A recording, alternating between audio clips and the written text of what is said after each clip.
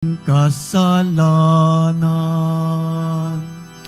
Ako'y kaawaan, o mahal kong Diyos, sang-ayon sa iyong kagandahang loob.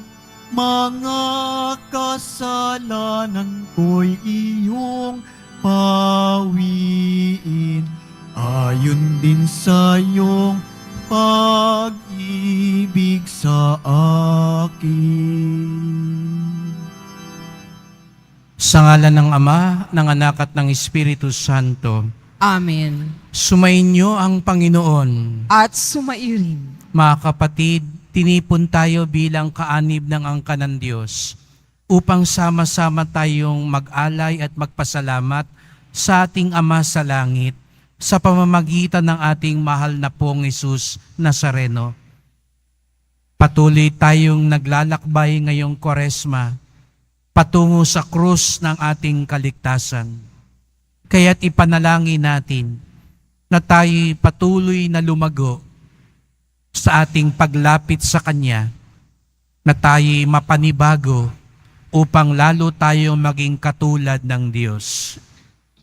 Upang tayo maging marapat gumanap sa banal na pagdiriwang, aminin natin ang ating mga kasalanan at humingi tayo ng tawad sa Diyos.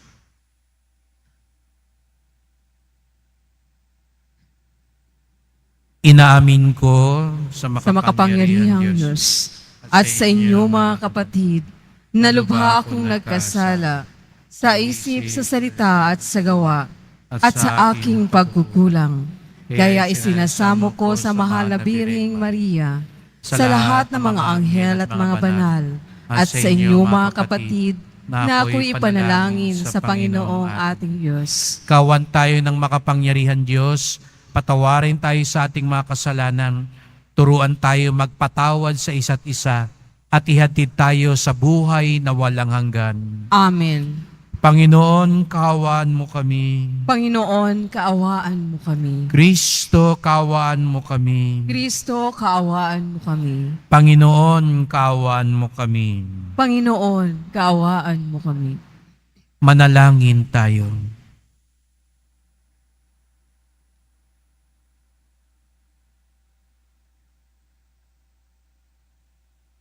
Ama naming makapangyarihan, ipagkaloob mong kami maging handa para sa Pasko ng pagkabuhay ng iyong anak, upang ang aming inakong kusang pagtitiis ay magbunga ng wagas na pagmamalasakit. Sa pamamagitan ni Jesucristo, kasama ng Espiritu Santo, magpasawalang hanggan. Amen. Magsiupo po ang lahat.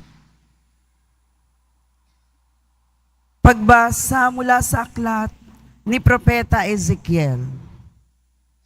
Sinasabi ng Panginoon, kung ang isang taong masama ay tumalikod sa kanyang kasamaan, sumunod sa aking mga tuntunin, at gumawa ng mabuti, siya ay mabubuhay. Kakalimutan na ang lahat ng nagawa niyang kasalanan, at mabubuhay siya dahil sa kabutihang ginawa niya sa bandang huli. Hindi ko ikinasisiya ang kamatayan ng masama, sabi pa ng Panginoon. Ang ibig ko nga, siya'y magsisi at magbagong buhay. Ngunit kung ang isang taong matuwid ay magpakasama at gumawa ng mga kasuklam-suklam na gawain, hindi siya mabubuhay. Mamamatay siya dahil sa kanyang pagtataksil at sa kasalanang nagawa. Mawawala ng kabuluhan ang lahat ng kabutihang ginawa niya noong una. Marahil ay sasabihin ninyo, hindi tama itong ginagawa ko. Makinig kayo, mga Israelita. Matuwid ang aking tuntunin. Ang pamantayan ninyo ang baluktot. Kapag ang isang taong matuwid ay nagpakasama, mamamatay siya dahil sa kasamaang ginawa niya. At ang masamang nagpakabuti at gumawa ng mga bagay na matuwid ay mabubuhay. Dahil sa pagtaligod sa nagawa niyang kasamaan noong una, mabubuhay siya, hindi mamamatay. Ang salita ng Diyos. Salamat sa Diyos.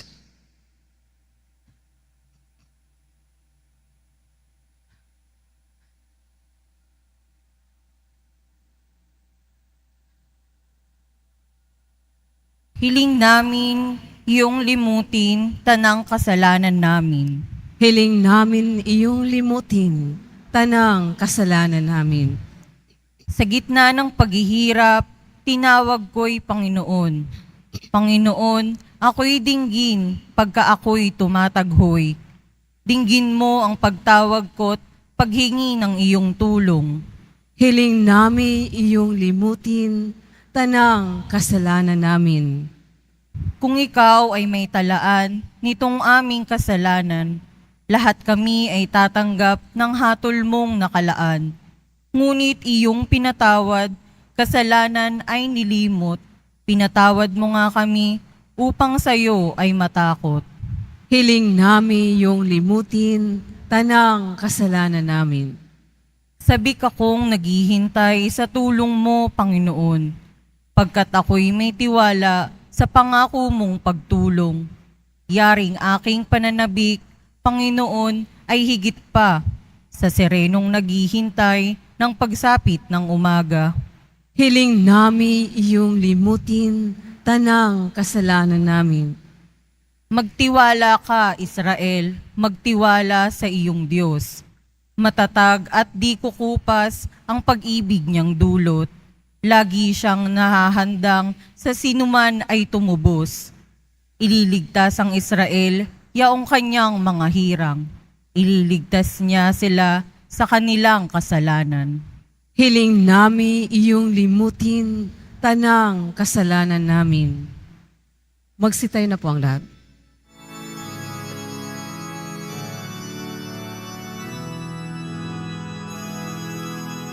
Nagpupuri kami sa'yo, Panginoong Jesucristo.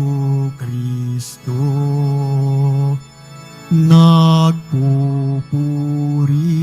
kami sa'yo, Panginoong Jesucristo.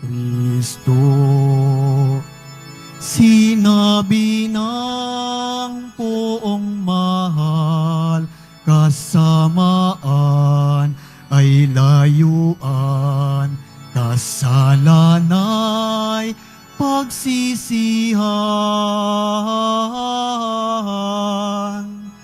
Kayo ay magbagong buhay, magbalik loob na tunay. Nagpupuri kami sa'yo, Panginoong Jesucristo.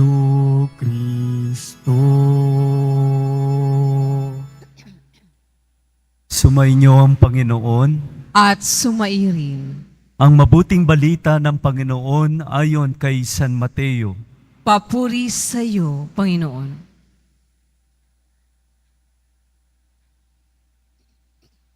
Noong panahong iyon, sinabi ni Jesus sa kanyang mga alagad, "Sinasabi ko sa inyo, kung ang pagsunod ninyo sa kalooban ng Diyos ay tulad lamang ng pagsunod ng mga eskriba at mga pariseyo, hindi kayo makapapasok sa kaharian ng Diyos. Narinig ninyo na noong unay iniutos sa mga tao, huwag kang papatay. Ang sino mang makamatay ay mananagot sa hukuman. Ngunit ngayon sinasabi ko sa inyo, ang mapuot sa kanyang kapatid ay mananagot sa hukuman. Ang humamak sa kanyang kapatid ay mananagot sa Sanhedrin. At sino mang magsabi sa kanyang kapatid, ulul ka, ay mapapasa apoy ng impyerno. Kaya't kung naghahandog ka sa Diyos at maalala mo na may sama ng loob sa iyo ang kapatid mo, iwan mo muna ang iyong handog sa harap ng dambana at makipagkasundo ka sa Kanya. Saka ka magbalik at maghandog sa Diyos. Kung may magsakdal laban sa iyo sa hukuman, makipag-ayos ka sa Kanya habang may panahon, bago Kanya iharap sa hukom. At kung hindi ibibigay Kanya sa hukom, na magbibigay naman sa iyo ng tanod at ikaw ay mabibilanggo. Sinasabi ko sa inyo, hindi ka makakalabas doon hanggat hindi mo nababayaran ang kahuli-hulihang kusing. Mga kapatid, ang mabuting balita ng ating Panginoon. Pinupuri ka namin, Panginoong Jesucristo. Magsiupo po ang lahat.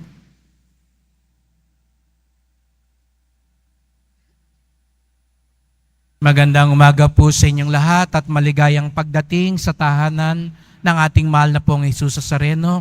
Binabati din natin ang mga nasa online, lalo na mga may sakit, nag-aalaga sa may sakit, at mga kababayan, mga kadeboto natin mula sa iba't ibang panig ng bansa, daigdig, na nais sumama sa pagdiriwang ng misa dito sa Quiapo, sa Basilica Minor at Pambansang Dambana ni Jesus Nazareno. Araw ng Biyernes, araw ng debosyon, araw ng mga deboto, at higit sa lahat, araw ng ating pinakamamahal. Kaya't bigyan natin ng papuri, parangal at pasasalamat ang ating minamahal na Nuestro Padre Jesus Nazareno. Kasama natin ngayon sa misa si Father Jess Manabat po mula sa Arkidiocese ng San Fernando sa Pampanga at isang debotong pari. Welcome po, Father Jess. Palakpakan natin si Father Jess.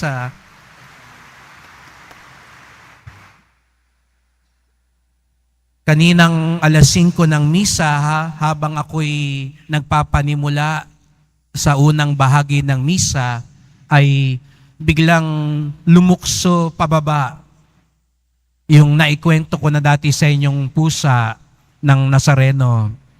Kung kayo'y suki, deboto at laging nandito sa Quiapo, hindi pwedeng hindi nyo mapansin ang tawag nami pusa ng Nazareno, sapagkat siya lang ang tunay na siga dito dahil walang sumisita sa kanya na kahit nagmimisa ay naglalakad siya rito sa gitna, humaharap siya sa pari at paikot-ikot, hindi siya masita ng mga ihos, no?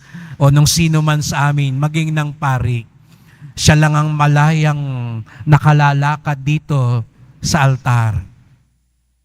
Nakailang panik na kaya?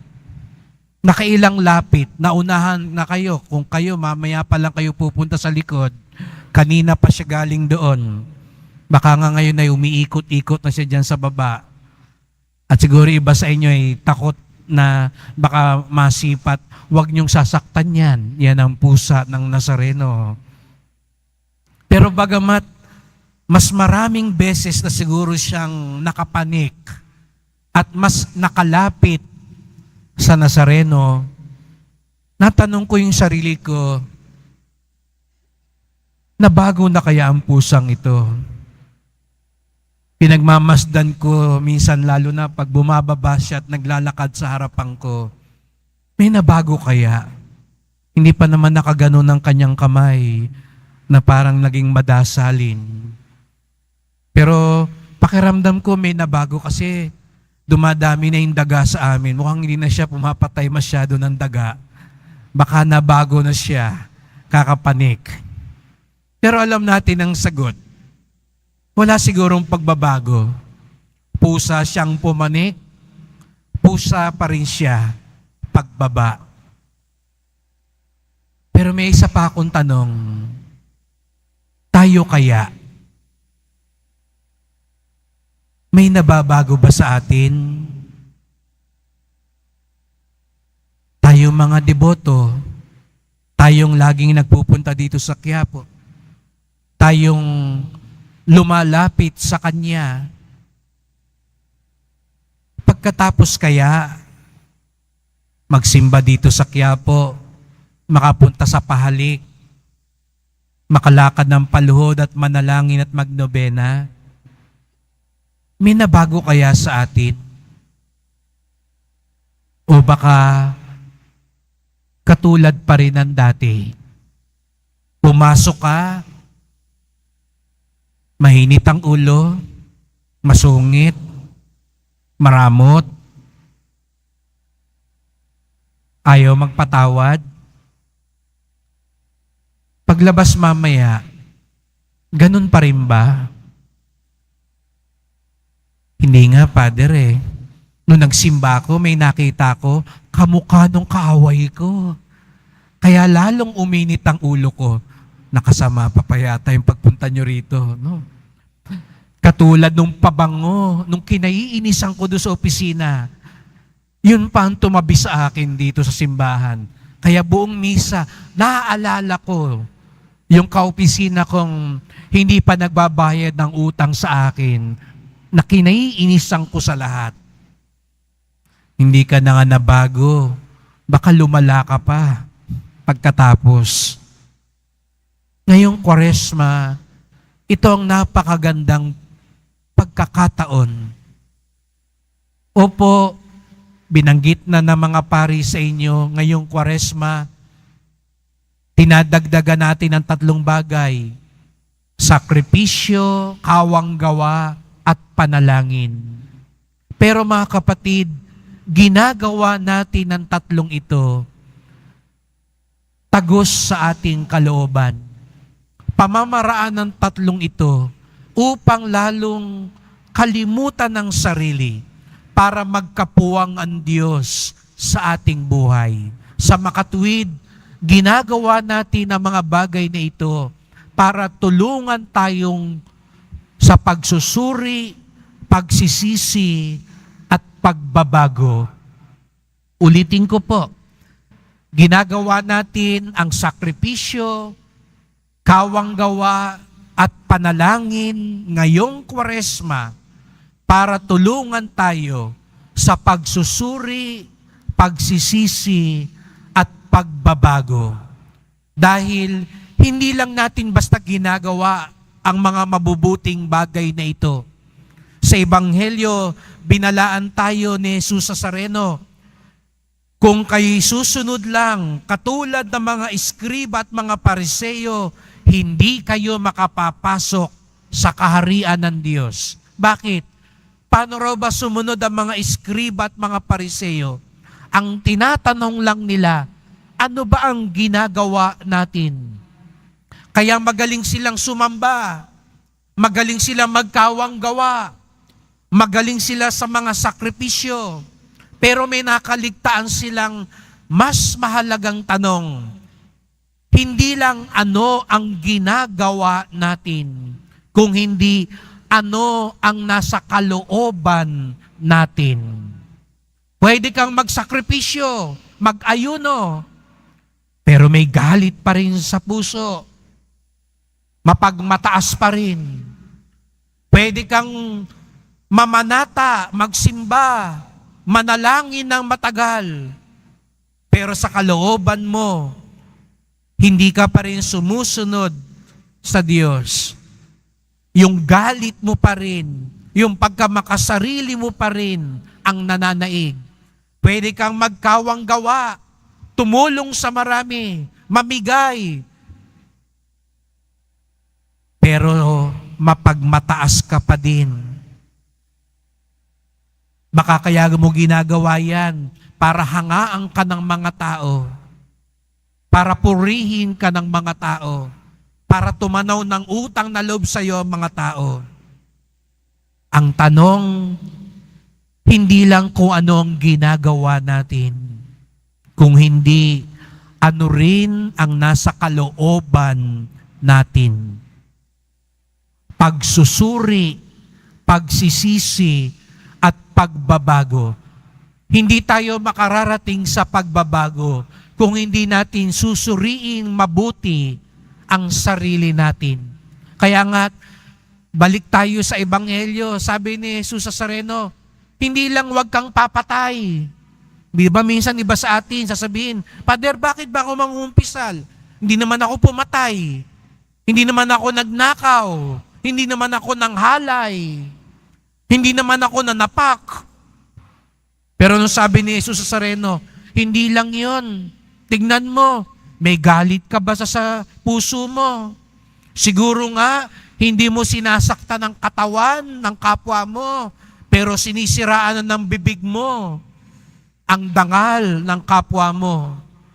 Siguro nga, hindi ka nananakit sa ibang tao, pero yung isip mo, kung nakamamatay lang ang isip mo, matagal nang patay ang kaaway mo. Dahil halos 24 oras, siya lang ang nasa isip mo. Yung galit mo sa kanya. Kaya nga, babala ni Jesus Nazareno, kung sasabihin mo rin sa kapatid mo, ulol ka. Biruin nyo, si Jesus Nazareno nagsabi. Anong sabi niya? Mapapasaapoy ka na impyerno. Hindi ka nga pumatay, pero nilamon ka na ng galit. Kaya kailangan natin ngayong Kwaresma magsuri. Kaya nga, sana may panahon tayo para manahimik. Hindi lang tanungin ano ang ginagawa natin. Mahalaga po yun, yung ginagawa. Kaya nga kayo, laging nandito tuwing Biyernes. Kaya tayo nag-iistasyon ng krus ngayong Kwaresma. Kaya tayo nag-aayuno. Ginagawa natin yan. Pero wag natin kaligtaan ano rin ang nasa kalooban natin. Kamusta ka ba ngayon? Anong nasa kalooban mo ngayon? Anong sama ng loob? Galit? Inggit? Paghihiganti? Anong lumulunod sa puso natin ngayon? Humahad lang para tayo magsisi at magbago. Mahirap. Hindi makakaya ang pagbabago ng isang tulugan lang. Hindi makakamit, hindi mangyayari ang pagbabago ng isang simbahan lang. Kahit 9 na Biyernes pa yan, araw-araw, tinatawag tayong magpanibago, magsuri at magsisi. At tuwing nakikita natin ang Poong Nazareno, pasan-pasan ng krus, bumabangon mula sa pagkadapa. Ganon din tayo. Lahat naman tayo nadadapa. Lahat naman tayo may pangit ngayon sa kalooban. Kasama ako. Lahat tayo may kasalanang humahad lang sa atin para maging katulad ng Diyos. Kaya nga't ngayong Kwaresma, maging pagkakataon nito sa pagsusuri, pagsisisi, at pagbabago. Siguro nga, yung pusa ng Nazareno, walang nababago sa kanya kahit makailang ulit siyang pumanik at lumapit sa Nazareno. Absuelto siya pagdating ng panahon. Pusa kasi siya. Pero tayo, hindi ko alam kung maabsuelto tayo. Dahil sasabihin ni Jesus Nazareno, kung tunay kang lumalapit sa akin, kung tunay kang deboto ko, kung tunay kang sumusunod sa akin, nababago ang buhay mo. Kaya sa pagpapatuloy ng misang ito, magdasal po tayo. Mahal na pong Jesus Nazareno, narito naman kami, mga deboto po ninyo, mga nagmamahal sa inyo, mga nananalig sa inyo. Ngayong panahon ng Kwaresma, tulungan niyo po kami na sa aming pagsasakripisyo, pagkakawang gawa at pananalangin, lalo kaming maihatid sa pagsusuri, pagsisisi at pagbabago, sapagkat wala kaming ibang hangad kung hindi ang makatulad ninyo. Tulungan niyo po kami tanggalin lalo na ang galit na sumisira sa aming puso, sa aming tahanan, sa aming sambayanan. Tulungan niyo po kami tanggapin ang iyong awa upang ito ring awang ito ang aming maibahagi sa aming kapwa. Salamat po, hindi kayo nauubusan ng pasensya at awa sa amin. Matulad nawa kami sa iyo, aming mahal. Mahal na pong Jesus Nazareno, kawaan niyo po kami, basbasan niyo po kami. Amen. Amen.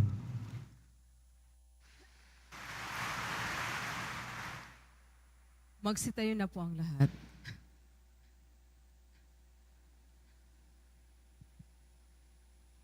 Mahal ko mga kapatid, labis ang pagkabigo at pagkamuhing namamagitan sa mga tao. Labis na pagtatalo-talo, galit at pag-aaway. Hilingin natin ngayon sa Diyos, pagkalooban tayo ng kapangyarihan na maging tagapaghilom. Ang ating tugon, Ama, biyayaan mo kami ng kapayapaan. Ama, biyayaan mo kami ng kapayapaan. Ang simbahan naway maging kasangkapan ng pagkakasundo, pagpapatawad, pagpapagaling, at pagkakaisa ng mga tao at bansang nakikipagdigmaan. Manalangin tayo. Ama, biyayaan mo kami ng kapayapaan. Ang mga pinuno ng pamahalaan naway magpasimula ng mga proyektong magtataguyod ng katarungan, kapayapaan at pagkakaisa sa mga tao. Manalangin tayo. Ama, biyayaan mo kami ng kapayapaan. Atin nawang iwasan ang paghihiganti, karahasan, at pag-aaway na bunga ng hidwaan, ideolohiya o pananampalataya. Manalangin tayo. Ama, biyayaan mo kami ng kapayapaan. Tayong lahat naway matutong magpatawad mula sa puso. Manalangin tayo. Ama, biyayaan mo kami ng kapayapaan. Tahimik nating idulog ang iba pa nating kahilingan.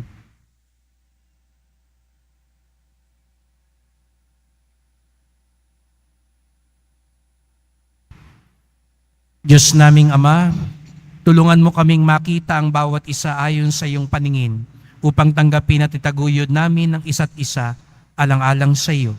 Hiling namin ito sa ngalan ni Kristong aming Panginoon. Amen. Magsiupo po ang lahat.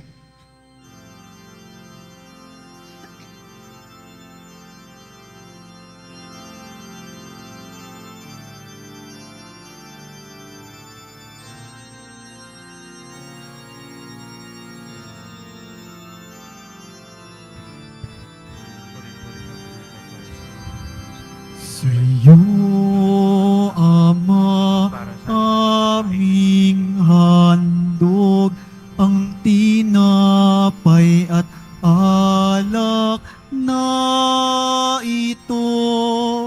Handog ng iyong bayang sumasamo, humihingi ng patawad mo. Sa iyo, Ama, aming handog ang tinapay at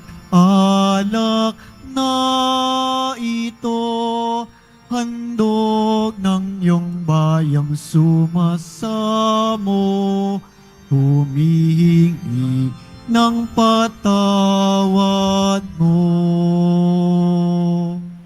Magsitayo po ang lahat. Manalangin kayo mga kapatid upang ating paghahain ay kalugdan ng Diyos Amang makapangyarihan. Tanggapin nawa ng Panginoon itong paghahain sa iyong mga kamay, sa kapurihan niya at karangalan, sa ating kapakinabangan at sa buong sambayanan niyang banal. Ama naming lumikha, tanggapin mo ang aming mga alay na niloob mong magdulot ng iyong pakipagtipan upang ito'y aming mapakinabangan bilang tagapagbigay ng iyong paglingap at pagmamahal sa pamamagitan ni Jesucristo kasama ng Espiritu Santo magpasawalang hanggan. Amen. Sumainyo ang Panginoon. At sumairi. Itaas sa Diyos ang inyong puso at diwa. Itinaas na namin sa Panginoon. Pasalamatan natin ang Panginoong ating Diyos. Marapat na siya ay pasalamatan. Ama naming makapangyarihan, tunay ngang marapat na ikaw ay aming pasalamatan sa pamamagitan ni Jesucristo na aming Panginoon. Binibigyan mo kami ng bagong pagkakataon upang ganapin ang paghahanda ngayon para sa pagdiriwang ng muling pagkabuhay. Kaisa ng iyong anak na minamahal, aming inilalaan ng panahon, talino't yaman, para ganapin ang iyong kalooban na ang kapwa-tao ay lubos na damayan. Sa pagdiriwang namin sa aming pagsilang bilang mga kaanib ng iyong sambayanan, kami iyong pinagkakamit ng katayuang ganap sa pagtatangkilik. Kaya kaisa ng mga anghel na nagsisiawit ng papuri sa iyo nang walang humpay sa kalangitan, kami nagbubunyi sa iyong kadakilaan.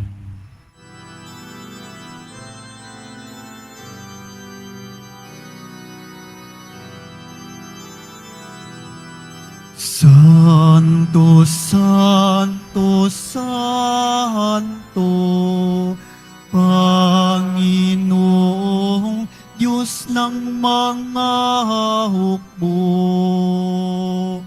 napupuno ang langit at lupa ng kadakilaan mo. Hosana sa kaitaasan,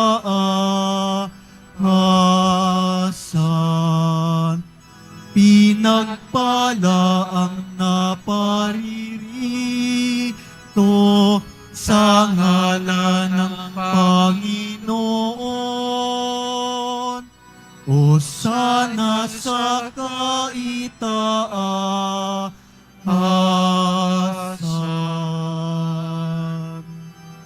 Magsiluhod po ang lahat. Ama naming banal, ikaw ang bukal ng tanang kabanalan. Kaya't sa pamamagitan ng iyong Espiritu, gawin mong banal ang mga kaloob na ito upang para sa amin maging katawan at dugo ng aming Panginoong Hesukristo. Bago niya pinagtiis ang kusang loob na maging handog, hinawakan niya ang tinapay, pinasalamatan kanya, pinaghati-hati niya iyon. Iniabot sa kanyang mga alagad at sinabi, "Tanggapin ninyong lahat ito't kanin. Ito ang aking katawan na ihahandog para sa inyo."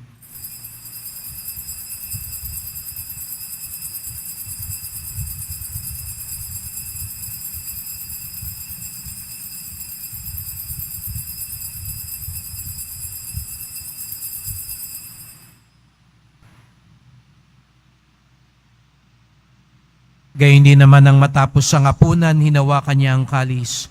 Muli kanyang pinasalamatan.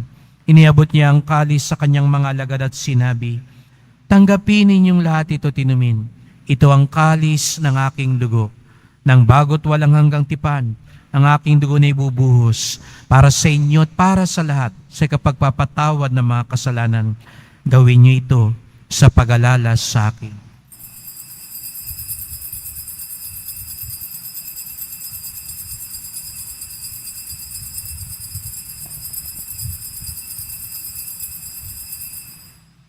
Magsitayo na po ang lahat. Ipagbunyi natin ang misteryo ng pananampalataya. Si Kristo'y namatay, si Kristo'y nabuhay, si Kristo'y babalik sa wakas ng panahon. Ama, ginagawa namin ngayon ang pag-alaala sa pagkamatay at muling pagkabuhay ng iyong anak. Kaya tinalay namin sa iyon tinapay nagbibigay buhay at ang kalis na nagkakaloob ng kaligtasan. Kami nagpapasalamat dahil kami yung minarapan na tumayo sa harap mo para maglingkod sa iyo. Isinasamo namin kaming magsalo-salo sa katawan at dugo ni Kristo ay mabuklod sa pagkakaisa sa pamamagitan ng Espiritu Santo. Ama, lingapin mo ang iyong simbahan laganap sa buong daigdig. Puspusin mo kami sa pag-ibig kay San ni Francisco na aming Papa at ni Jose na aming Obispo at ang tanang kaparian.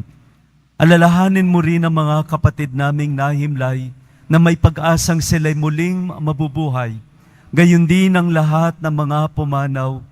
Kawan mo sila at patuloyin sa iyong kaliwanagan. Kawan mo at pagindapatin kaming lahat na makasalo sa iyong buhay na walang wakas.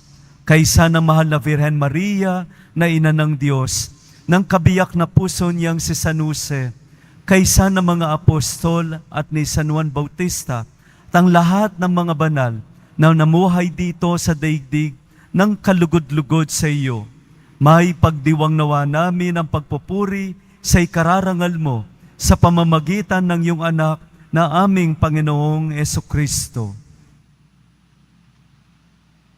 Sa pamamagitan ni Kristo, kasama niya at sa Kanya, ang lahat ng parangal at papuri ay sa iyo, Diyos amang makapangyarihan, kasama ng Espiritu Santo, magpasawalang hanggan.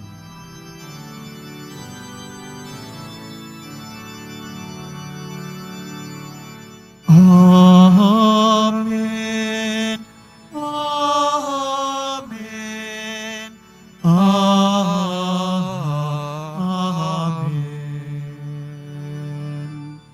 Buong galang at pag-ibig natin ngayong awitin ang panalangin itinuro ni Jesus sa atin.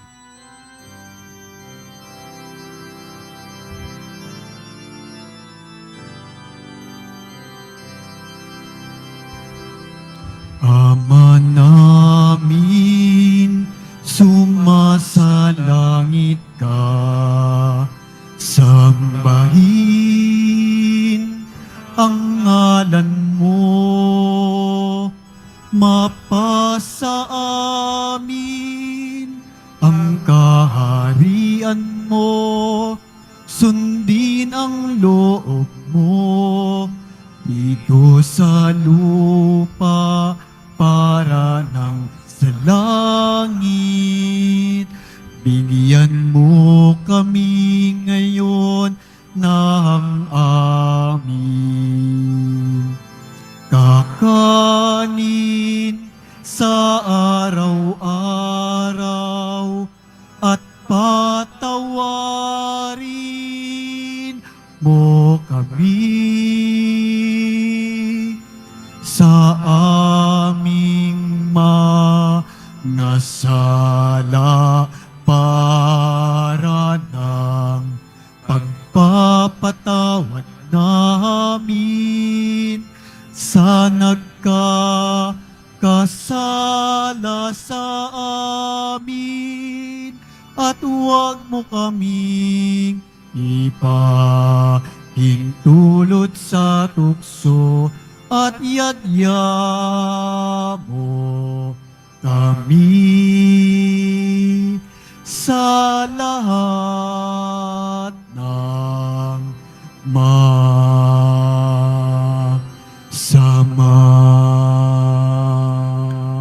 Inihiling namin kami adya sa lahat ng masama, pagkalooban ng kapayapaan araw-araw, iligtas sa kasalanan, ilayo sa lahat ng kapahamakan, samantalang aming pinananabigan ng dakilang araw ng pagpapahayag ng tagapagligtas naming si Jesucristo. Sapagkat iyo ang kaharian at ang kapangyarihan at ang kapurihan magpakailanman. Amen. O Panginoong Jesucristo, sinabi mo sa iyong mga apostol at ngayon sinasabi mo sa amin lahat dito, kapayapaan ang iniiwan ko sa inyo, ang aking kapayapaan ay binibigay ko sa inyo. Tunghayan niyo pong aming pananampalataya, wag pong aming mga kasalanan. Patawad po sa mga galit, sa mga kasalanan na kinikimkim namin sa aming kalooban. Patawad po kung hindi kami lubos na nagsisisi at nagpapatawad. Na hindi tuloy mabago ng lubos ang aming buhay sa pagsunod sa inyo. Tulungan niyo po kami, Panginoon, pagkalooban kami ng kapayapaan at pagkakaisa ayon sa iyong kalooban, kasama ng Espiritu Santo, magpasawalang hanggan. Amen. Ang kapayapaan ng Panginoon ay laging sumainyo. At sumain. Magbigayan tayo ngayon ng kapayapaan ni Kristo sa isa't isa. Kordero ng Diyos na nag-aalis ng mga kasalanan ng sanlibutan, maawa ka sa amin. Kordero ng Diyos na nag-aalis ng mga kasalanan ng sanlibutan, maawa ka sa amin. Kordero ng Diyos na nag-aalis ng mga kasalanan ng sanlibutan, ipagkaloob mo sa amin ang kapayapaan. Magsiluhod po ang lahat.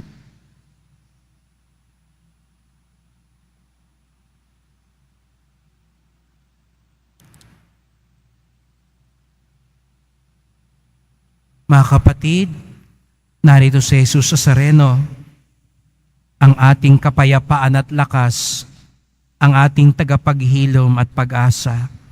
Siya ang kordero ng Diyos, nag-aalis ng mga kasalanan ng sanlibutan, mapapalad ang inaanyayahan sa kanyang piging. Panginoon, hindi ako karapat-dapat na magpatuloy sa iyo, ngunit sa isang salita mo lamang ay gagaling na ako.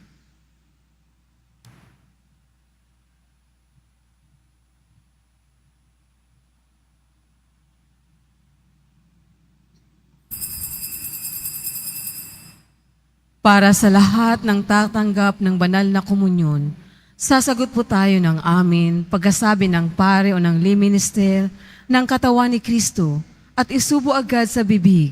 Bago umalis sa harapan ng pare o ng lay minister, sumunod po tayo. Maraming salamat po.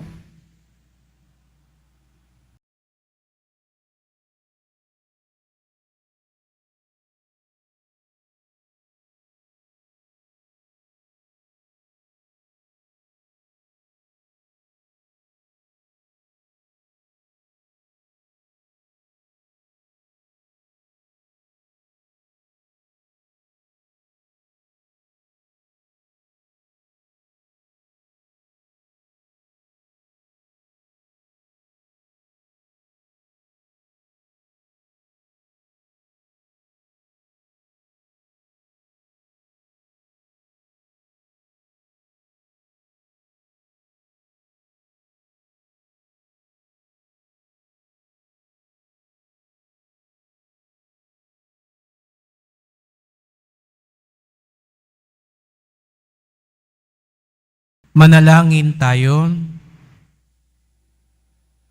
Ama naming mapagmahal, ang banal na pakikinabang namin ngayon ay magdulot nawa ng kagalingan sa aming nauukol at pagkadalisay ng aming makasalanang kahapon. Kami naway laging makasalo mo sa habang panahon. Sa pamamagitan ni Jesucristo, kasama ng Espiritu Santo, magpasawalang hanggan. Amen. Salamat po sa inyong pagpunta dito sa Quiapo. Ingat po kayo sa pag-uwi. Salamat po sa mga naglingkod sa misa at sa inyong tulong sa simbahan. Mga pamisa, love offerings, online donations para sa pagpapatuloy na pagpapagawa at pag-ayos ng ating simbahan. Salamat po at sana marami pa pong deboto ang tumulong sa gawain natin. At sa mga nagdadala rin po ng bigas, dilata, noodles, at iba pang pang-ayuda. Ang ating debosyon sa Poong Nazareno ay nagtuturo sa atin magmalasakit sa ating kapwa. Pagsusuri, pagsisisi, at pagbabago. Ito ang diwa ng Kwaresma. Kaya't wag lang natin tanungin kung ano ang ginawa natin. Kung hindi, ano din ang nasa kalooban natin. Sumainyo ang Panginoon. At sumairi. Mahal na pong Jesus Nazareno, inihayag mo sa pamamagitan ng krus ang walang maliw na pag-ibig ng Diyos sa sangkatauhan. Pakinggan mo ang kahilingan ng iyong angkan na nagsusumamo sa iyo. Makamtanawa nilang iyong katugunan at tanggapin ang kasagutan ng may utang na loob na tinatanaw. Basbasan din po ninyo ang dala nilang mga imahen at dasalan. Sa pamamagitan ng bendisyon na ito, naway maalala nila mga pangako nila sa binyag na ikaw ang kanilang iibigin at paglilingkuran bilang Panginoon, magpasawalang hanggan. Amen. At pagpalain kayo ng makapangyarihang Diyos, Ama at Anak at Espiritu Santo. Amen. Humayo kayong taglayang awa at lakas ng Pong Jesus Nazareno. Salamat sa Diyos.